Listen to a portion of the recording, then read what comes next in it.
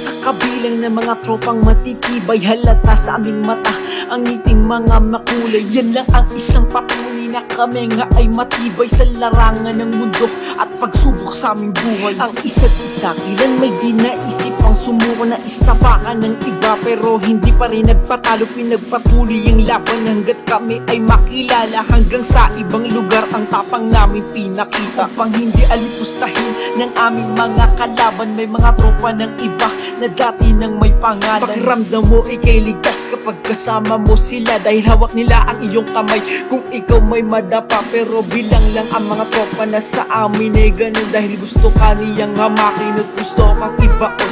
Pero okay lang, wala ka namang masamang ginagawa at nandyan ka pa rin sa kanila kahit gusto kang itabla.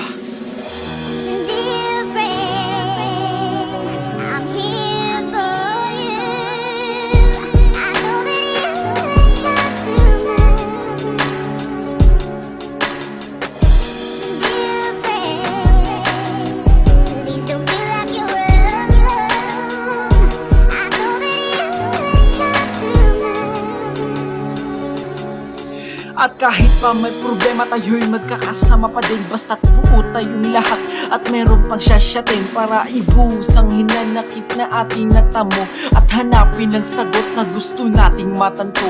Pero sa tingin ko, bilang lang ang tunay na kaibigan, kasi meron ding iba na sa likod lang ay plastikan. Nasa daliri mo na nga kung gusto mo pang bilangin, dahil pag nakatalikod ka, unti-unti kang titirahin. Pero may isang tao na gusto kong pasalamatan ng pakikisama niyang buo, hindi pa nabawasan. Tropa ang inspirasyon sa pagsulat ng kanta, sana magustuhan nyo ang ginuhit kahit dito maganda. Kahit walang studio recording, nagtiyaga pa rin sumulat para ang pikit ninyong mata muli kong maimulat. Tayo'y magkakasama pa rin kahit saan man mapasubo. Marami pagsubok ang ating buhay, sana di kayo sumuko.